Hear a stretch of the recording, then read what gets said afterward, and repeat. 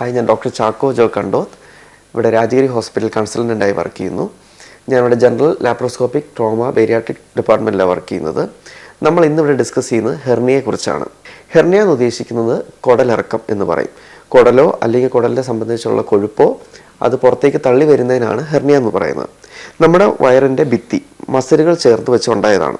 അതിൽ എന്തെങ്കിലും ഒരു ബലക്കുറവ് സംഭവിക്കുമ്പോൾ ഉള്ളിലുള്ള ഈ കുടലിലെ അല്ലെങ്കിൽ കൊഴുപ്പോ പുറത്തേക്ക് തള്ളി വരുന്നതിനാണ് ഹെർണിയ എന്ന് പറയുന്നത്.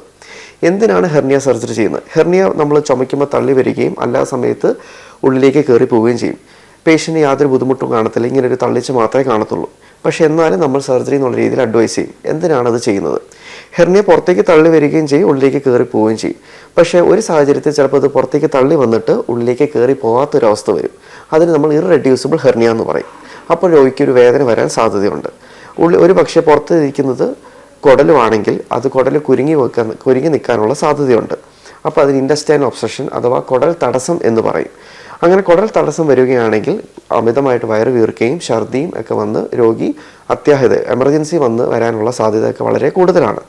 രണ്ടാമത്തെ കാര്യം, അങ്ങോട്ടേക്കുള്ള രക്തയോട്ടത്തിനാണ് ഈ പറഞ്ഞ പോലെ ഒരു കുരുക്ക് സംഭവിച്ചിരുന്നെങ്കിൽ അങ്ങോട്ടുള്ള രക്തയോട്ടം തടസ്സമായിട്ട് കുടൽ അഴുകിപ്പോകാനുള്ള സാധ്യതയുണ്ട്. അപ്പോൾ നമ്മൾ കുടൽ മുറിച്ച് മാറ്റുകയും അത് പിന്നീട് തുന്നി പിടിപ്പിക്കുകയും ചെയ്യേണ്ട ഓപ്പറേഷനായിട്ട് മാറും. അതല്ല, ചിലപ്പോൾ തുന്നി പിടിപ്പിക്കാൻ പറ്റിയില്ലെങ്കിൽ തന്നെ നമ്മളത് തൊലിപ്പുറത്തേക്ക് തുന്നി വെക്കുന്ന സ്റ്റോമ എന്ന് പറഞ്ഞ ഓപ്പറേഷനൊക്കെ ആയിട്ട് മാറ്റി വെക്കേണ്ടി വരും. ഈ പറഞ്ഞ കോംപ്ലിക്കേഷൻസ് ഒക്കെ അവോയ്ഡ് ചെയ്യാൻ വേണ്ടിയാണ് നമ്മൾ നേരത്തെ സർജറി ചെയ്യണമെന്ന് അഡ്വൈസ് ചെയ്യുന്നത്. രണ്ട് രീതിയിലുള്ള സർജറീസാണ് നമുക്കുള്ളത്. ഒന്ന് കീഹോൾ സർജറീസും ഓപ്പൺ സർജറീസും. ഇപ്പോൾ കീഹോൾ സർജറീസാണ് കൂടുതൽ നമ്മൾ ചെയ്യുന്നത്. കീഹോൾ സർജറിയുടെ ഏറ്റവും വലിയ അഡ്വാൻറ്റേജ് നമുക്ക് ഇൻസിഷൻ, അതായത് മുറിവുണ്ടാക്കുന്നത് വളരെ കുറവായിരിക്കും. വളരെ ചെറിയ മുറിവിൽ തന്നെ ഓപ്പറേഷൻ ചെയ്യാം. വല വെച്ചിട്ടുള്ള ഓപ്പറേഷൻ തന്നെയാണ് നമ്മൾ ചെയ്യുന്നത്.